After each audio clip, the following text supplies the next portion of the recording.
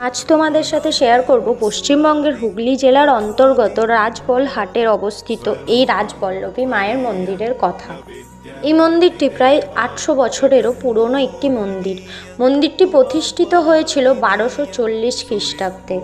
দেবী রাজবল্লভীকে উৎসর্গিত, যিনি দেবী দুর্গা কালীর শ্বেত বর্ণনা, যা শ্বেতা কালীর রূপ।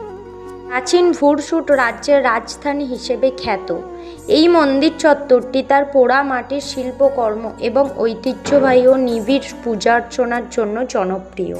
এই মন্দিরে মা দেবী করুণাময়ী দয়াময়ী রূপে বিরাজ করেন।